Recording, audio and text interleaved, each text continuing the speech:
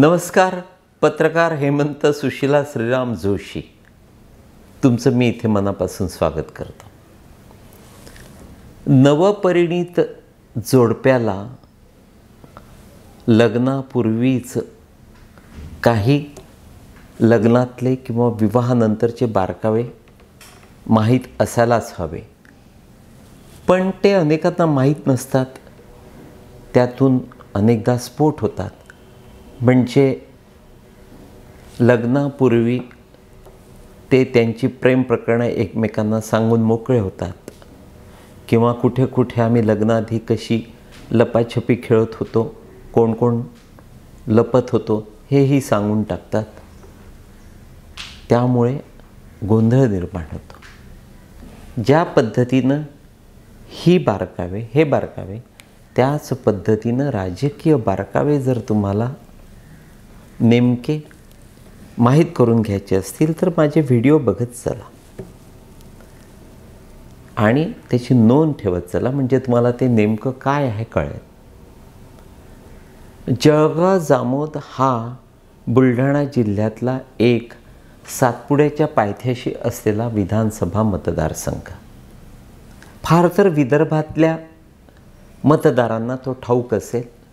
उर्वरित महाराष्ट्राला जळगाव जामोद कुठे हे देखील कदाचित माहीत नसेल, पण तो तुम्हाला यासाठी माहीत असावा कारण जळगाव जामोद ही माझी जन्मभूमी आहे आणि या जन्मभूमीतून लागोपाठ 4 वेळा 2004 ते अगदी आत्तापर्यंत डॉक्टर संजय कुटे लागोपाठ विधानसभेवर निवडून आले आहेत. ते भारतीय जनता पक्षाचे आहेत.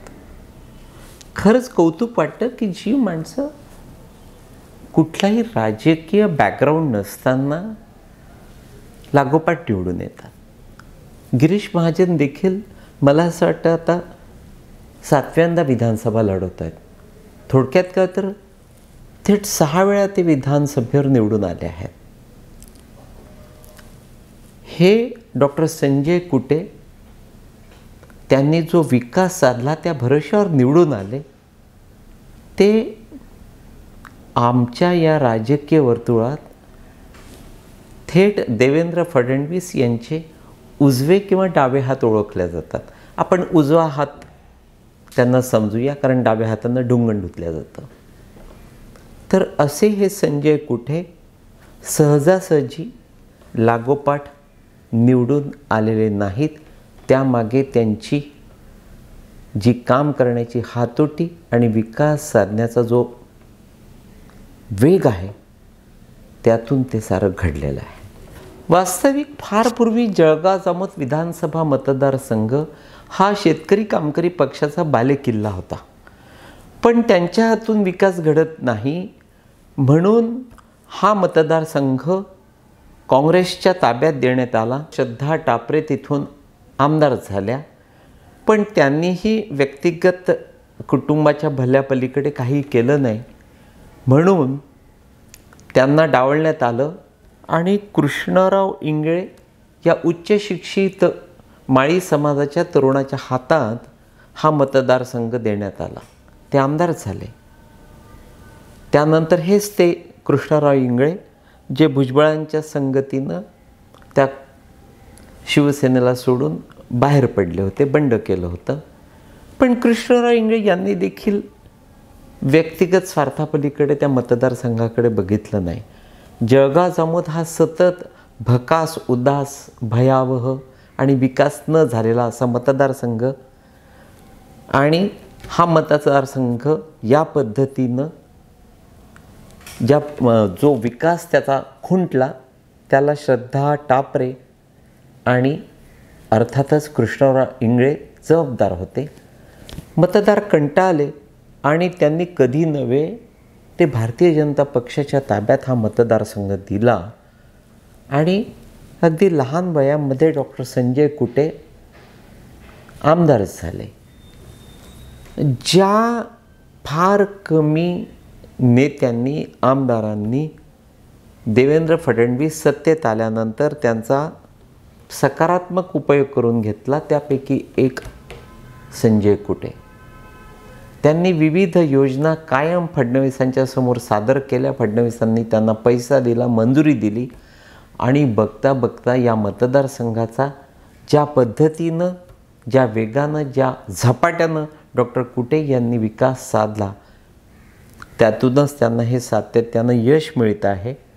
आणि मला नेमकं माहिती आहे की यावेळी देखील या जळगाव जमावद मतदारसंघातून भारतीय जनता पक्ष आणि महायुतीचे संजय कुटे नक्की निवडून येतील. जळगाव जिल्ह्यातल्या मुक्ताई विधानसभा मतदारसंघातून एकनाथ खडसे यांची कन्या रोहिणी नेहमीप्रमाणे किंवा पराभूत होण्यासाठी पुन्हा एकदा विधानसभा त्या विद्यमान आमदार चंद्रकांत पाटलांच्या विरुद्ध लढते आहे. किंबहुना ही निवडणूक यावेळी देखील थेट एकनाथ खडसे विरुद्ध चंद्रकांत पाटील, गिरीश महाजन आणि रक्षा खडसे प्लस त्यांचे महागुरू अर्थातच देवेंद्र फडणवीस म्हणजे खडसे यांचे परंपरागत सर्वाधिक मोठे शत्रू अशी आहे. मित्रांनो, तिकडे जामनेरमधून स्वतः गिरीश महाजन निवडणूक लढवत आहेत. तुम्हाला आश्चर्य वाटेल की खडसेंनी महाजनांना आणि महाजनांनी खडसेंना यावेळी त्यांच्या विधानसभा मतदारसंघात अक्षरशः जखडून ठेवला आहे. म्हणजे महाजन जर तोंड बाहेर काढतील, इकडे तिकडे फिरायला जातील, तर कदाचित त्यांच्यावर पराभवाची नामुष्की ओढवू शकते. तेच खडसे यांचं. त्यांना देखील मुक्ताईनगरच्या बाहेर पडणं अशक्य आहे. अटीतटीची त्या दोघा बलाढ्य नेत्यांमध्ये ही मारामारी आहे, राजकीय फाईट आहे. मित्रांनो, अत्यंत महत्त्वाचं म्हणजे की गिरीश महाजन हे तसे फडणवीसांचे संकटमोचक, थेट हनुमान. जेथे कमी तेथे अर्थात गिरीश महाजन असतात आणि ज्या ठिकाणी आवश्यकता असते, इमर्जन्सी असते, गरज असते, त्या ठिकाणी तातडीनं फडणवीस त्या महाजनांना पाठवतात. पण यावेळी मात्र महाजनांनी अगदी कानाला हात लावून सांगितलं आहे की मला फारसं मतदारसंघाच्या बाहेर पडता येणार नाही, फार तर मी जळगाव जिल्ह्याकडे लक्ष देईन. अन्यथा संपूर्ण जो खानदेश परिसर आहे म्हणजे नाशिक, जळगाव आणि धुळे जिल्हा, त्या साऱ्या राजकीय परिघावर गिरीश महाजन यांचं प्रचंड वर्चस्व आहे. तरीही ते नक्कीच लक्ष घालत आहेत, पण नेहमीसारखं नाही. दुसरं मला अत्यंत महत्त्वाचं असं तुम्हाला सांगायचं आहे की राजकीय जीवनामध्ये विश्वासार्हतेला काही महत्त्वच उरलेलं नाही. म्हणजे तुम्हाला माहिती आहे की काल परवापर्यंत हेच ते एकनाथ खडसे त्या रक्षा खडसे यांना केंद्रीय मंत्री केल्यानंतर भारतीय जनता पक्षामध्ये येण्यासाठी उतावळे झाले होते, धडपड करत होते.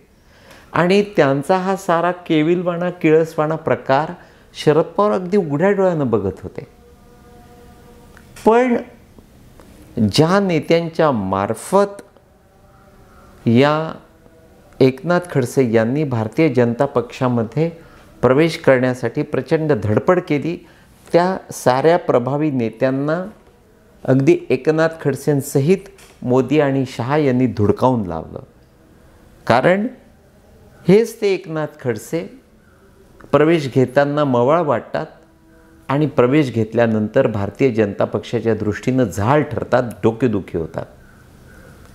म्हणूनच जर आपल्या या राज्यामध्ये भारतीय जनता पक्षाला सुखासमाधानानं जगायचं असेल तर एकनाथ खडसे यांच्याशिवाय भारतीय जनता पक्ष हवा, हे अगदी निक्षून विशेषतः फडणवीस आणि गिरीश महाजन यांनी त्यांच्या पक्षश्रेष्ठींना उदाहरणं देत पटवून सांगितलं आणि ते त्यांना पटलं. पण मला तेच आश्चर्य वाटतं की जे खडसे अगदी काल परवापर्यंत त्या भाजपमध्ये जाण्यासाठी उतावीळ होते, तिथे त्यांची भट्टी जमली नाही, त्यांना प्रवेश मिळाला नाही, म्हणून लगेचच त्यांनी पुन्हा एकदा शरद पवारांचं शेपूट धरलं आणि पवारांनी देखील त्यांना लगेच जवळ घेतलं.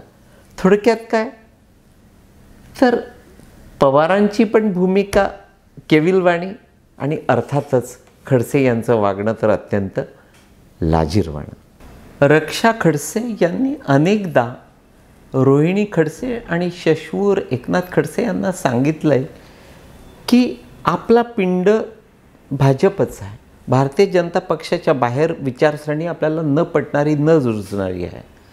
अमुक एखाद्या भूमिकेवर जर भारतीय जनता पक्षाचे नेते निर्णय देत नसतील, तुम्हाला पक्षामध्ये स्थान देत नसतील, याचा अर्थ त्यांना विरोध करणे, त्यांना शिवीगाळ करणे, त्यांच्या रागपाखड करणे हे योग्य नाही. पण खडसे ऐकायलाच तयार नाहीत. जेथे त्यांचा स्वार्थ आड येत असेल आणि त्यांना जर एखादा नडला असेल, नडत असेल, तर लगेच खडसे क्षणार्धात त्या व्यक्तीविरुद्ध किंवा त्या पक्षाविरुद्ध अतिशय विरोधी आणि कडवी भूमिका घेतात. प्रसंगी ते सुरेशदादा जैनसारख्या मोठ्या नेत्याला उद्ध्वस्त करतात, त्याला थेट तुरुंगात पाठवतात. मित्रांनो, यावेळी त्या जळगाव जिल्ह्यात रक्षा खडसे यांना मोठी सहानुभूती आहे.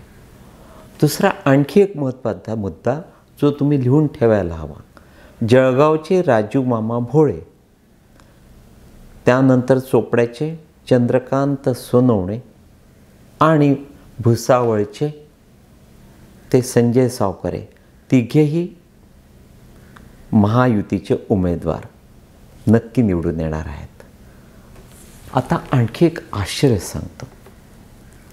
मी याआधीचा व्हिडिओ विदर्भावर केला, त्यानंतर विदर्भातल्या एका मान्यवर कुणबी नेत्यानं मला फोन केला.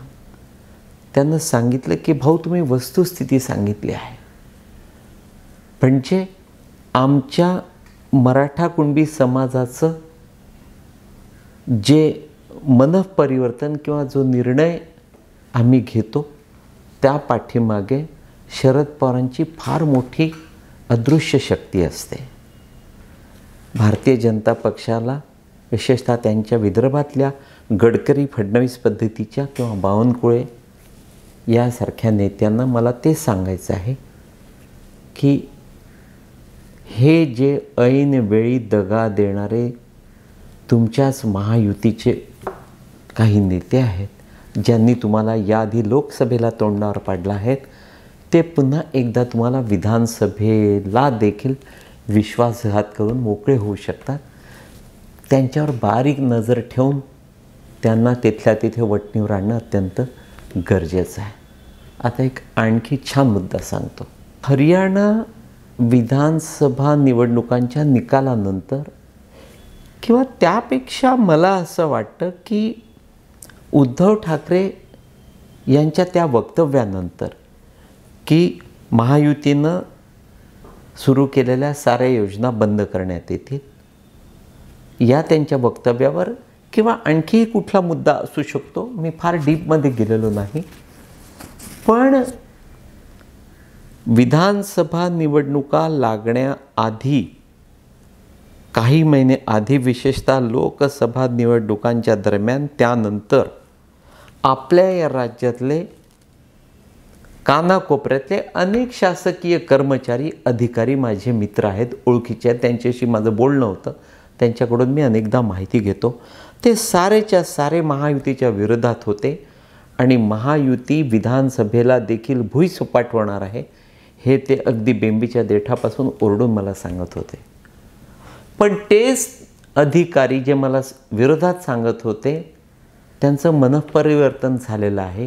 का झालं मला माहीत नाही, पण आपल्या या राज्याच्या कानाकोपऱ्यातले समस्त शासकीय कर्मचारी, अधिकारी आता ठामपणे महायुतीच्या बाजूनं उभे आहेत आणि खऱ्या अर्थानं योग्य कॅम्पेनिंग करण्याची कुवत आणि ताकद जर कोणात असेल तर ते शासकीय कर्मचारी आणि अधिकारी ते आता यावेळी ज्या पद्धतीनं महायुतीच्या पाठीशी उभे आहेत, मित्रांनो, महायुतीला आता या आपल्या राज्यात शरद पवारांशी 2 हात करून यश मिळवणं बऱ्यापैकी सोपं झालेलं आहे.